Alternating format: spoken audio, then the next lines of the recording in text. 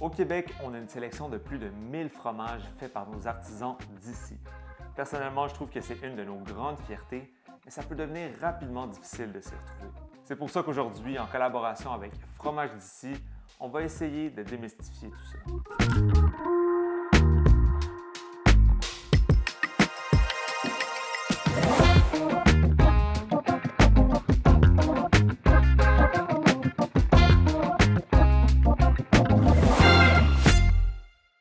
Bienvenue dans une toute nouvelle vidéo. Aujourd'hui, je vous propose une recette tout droit sortie du grand répertoire de la gastronomie française et j'ai nommé le soufflé au fromage. Le soufflé au fromage, c'est une recette qui peut sembler très impressionnante et difficile à réaliser à premier œil, mais avec les bons gestes, les bonnes techniques, c'est une recette qui est super simple et grandement impressionnante pour recevoir ou pour même faire plaisir à un proche. J'avais envie d'apporter une touche québécoise à ce grand classique français et c'est pour ça qu'aujourd'hui, on va utiliser des fromages d'ici pour réaliser le soufflé au fromage. Évidemment, avec une sélection de plus de 1000 fromages québécois, ça peut devenir difficile de prendre une décision sur lequel choisir et c'est pour ça que Fromages d'ici a décidé de mettre en place un outil qui va vous permettre de prendre la bonne décision et de surtout avoir des conseils par rapport à quel fromage choisir, selon quelle application, si vous voulez faire un apéro, si vous voulez le servir avec du vin, si vous voulez le servir dans une recette.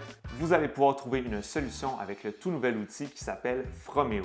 En gros, Froméo, c'est pas trop compliqué, c'est votre conseiller de fromage en ligne. Vous avez qu'à vous rendre sur le site de Fromages d'ici. Vous avez qu'à cliquer en haut à droite sur Conseiller fromage. Vous écrivez la question que vous avez et Froméo va vous donner une réponse. J'ai mon ordinateur avec moi et ensemble avec Froméo, on va trouver quel fromage québécois on va utiliser pour faire le soufflé. Aujourd'hui, j'avais envie de vous proposer deux versions du soufflé. Une un petit peu plus classique et l'autre un petit peu plus funky, on va l'appeler comme ça. Utilisons un fromage qui se retrouve jamais dans un soufflé et faisons le test. On va juste voir si c'est bon. Je pense qu'un fromage bleu, ça pourrait être intéressant. Faisons le test ensemble, puis on va voir. Est-ce que le fromage bleu est meilleur qu'un fromage plus classique? Froméo, pourrais-tu me conseiller sur un fromage pâte ferme que je pourrais utiliser dans une recette de soufflé au fromage? OK, Froméo nous propose le fromage raclette de Compton au poivre rose. C'est super, c'est un fromage que j'ai jamais goûté, donc super excitant de connaître un nouveau fromage. Et je pense que justement, le genre de fromage fort, style raclette, ça risque d'être vraiment parfait dans un soufflé au fromage. Maintenant, on va pouvoir poser la même question, mais pour un fromage bleu.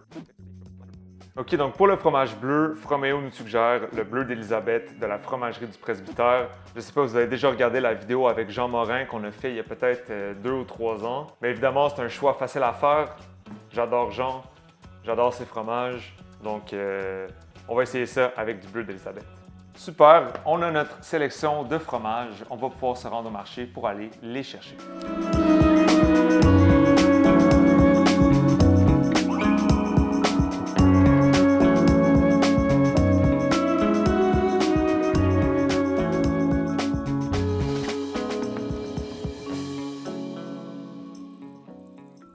On est de retour du marché, on va pouvoir préparer nos deux recettes de soufflé. La première chose à faire, ça va être de préchauffer le four à 375 Fahrenheit et voici la conversion en Celsius. Et on va pouvoir continuer avec une étape super importante, c'est de chemiser nos ramequins. J'ai ici des ramequins qui vont au four et chemiser, qu'est-ce que c'est? C'est le fait de venir graisser le moule comme ça avec du beurre fondu. Truc super important quand on vient chemiser un ramequin comme ça, les bords, on veut essayer de le faire avec un pinceau en allant vers le haut. Quelque chose que j'ai appris à l'école hôtelière, donc le corps gras vraiment vers le haut. Et le fait d'envoyer le pinceau vers le haut comme ça donne comme une espèce de direction au soufflé pour qu'il pousse vers le haut durant la cuisson au four. Une fois que c'est bien beurré, on va pouvoir ajouter de la farine. Et là, on vient juste taper gentiment comme ça tous les bords pour que la farine prenne place vraiment partout dans le moule. Idéalement, ce qu'on fait, c'est qu'on en fait un premier, ensuite on continue avec un deuxième, généreux avec le beurre. Et la farine résiduelle qu'il y a dans le premier ramequin, je vais pouvoir la verser à l'intérieur du prochain ramequin comme ça. Petit ramequin bien chemisé et on continue.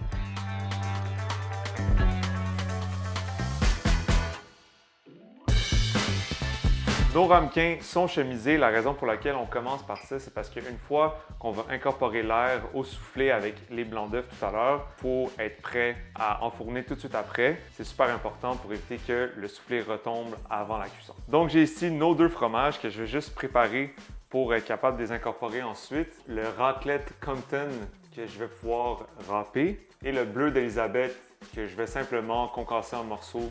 Pas besoin de le râper, ça risque de fondre assez rapidement. Le bleu, vraiment, je vais juste le concasser avec mes mains comme ça. Les fromages sont concassés et râpés. On va pouvoir continuer avec la préparation de la béchamel. C'est super simple. On va commencer par préparer un roux. Donc, on va faire fondre du beurre dans notre chaudron. Quand le beurre est bien fondu, on va pouvoir ajouter la farine. Évidemment, toutes mes quantités sont prépesées, mais la recette va être dans la description juste en bas. On va juste cuire la farine légèrement, faire un roux blond. C'est à ce moment-là que je vais passer de la maryse au fouet pour commencer à incorporer le lait. Un petit truc ici, je vais complètement couper le feu et je vais commencer à incorporer le lait qui est froid. La raison pourquoi je fais ça, c'est pour éviter d'avoir des grumeaux. Si mon lait était chaud, ça épaississerait tout de suite la béchamel. Il y aurait beaucoup plus de chances qu'on fasse des grumeaux. Donc là, on coupe le feu, on a du lait froid. On va juste pouvoir détendre le roux gentiment, sans agression, pour vraiment défaire tous les grumeaux possibles. Et une fois que c'est bien dilué, on va pouvoir repartir le feu pour faire épaissir la béchamel, en remuant constamment pour éviter que ça accroche dans le fond. Et voilà. Vu que c'est pas beaucoup de liquide, ça n'a pas pris trop de temps. Et aussi, vu que c'est pas beaucoup de liquide, on ne veut pas la chauffer trop longtemps pour éviter de faire trop réduire le lait. Donc là, ça l'a bien pris. Je coupe le feu directement. Et c'est la chaleur résiduelle qui va faire fondre notre fromage. Donc, je vais pouvoir l'incorporer tout de suite. Là, le but, c'est de faire fondre le fromage, de bien remuer. Ça va quand même vite ici, donc c'est important d'être prêt avec tous ces instruments. J'ai mes œufs que je vais pouvoir clarifier. Donc, on va séparer le jaune des blancs. Et là, c'est super important de faire attention de ne pas avoir de jaune dans les blancs parce qu'on veut pouvoir monter les blancs en neige. Donc, on va incorporer les jaunes d'œufs dans la béchamel avec le fromage pour créer une mornée. Et on va pouvoir monter les blancs d'œufs. On veut quelque chose de semi-ferme, vraiment monté à bec d'oiseau. Je les ajoute à mon batteur et c'est parti. On va ajouter une pincée de sel pour les aider à bien mousser. Ça prend vraiment pas trop longtemps, juste avec l'ajout du sel. Le bec d'oiseau, le fameux. Ça va juste donner le temps à la préparation chaude de refroidir légèrement pour éviter de faire cuire nos jaunes d'œufs. Donc, je vais les incorporer. On va brasser vigoureusement pour bien incorporer les jaunes. On va bien sûr assaisonner, donc une bonne pincée de sel. Et là, je vais transférer dans un bol pour incorporer les blancs d'œufs. Je vais y aller en 2 temps avec les blancs d'œufs. On va bien plier et on va pouvoir continuer avec la deuxième partie. Il ne reste plus qu'à remplir les moules. On va les remplir aux 3/4.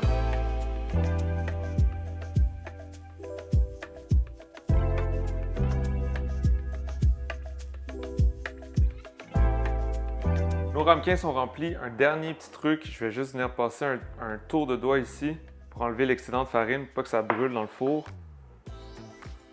Les ramequins sont remplis, on va pouvoir les enfourner pendant 20 à 25 minutes. On veut vraiment voir là, le soufflé bien prendre de l'expansion, aller chercher une belle coloration. Puis je pense qu'on va se permettre de finir avec un petit crack de poivre et dans le jardin, j'ai de la ciboulette. On va terminer avec une belle ciboulette ciselée. Je vais essayer de voir comment je peux faire pour être capable de goûter les deux, un à côté de l'autre. Tout de suite après avoir enfourné, j'embarque direct sur la préparation du soufflé au fromage bleu. Bon, c'est pas la plus belle ciboulette, mais avec un peu de triage, ça devrait le faire.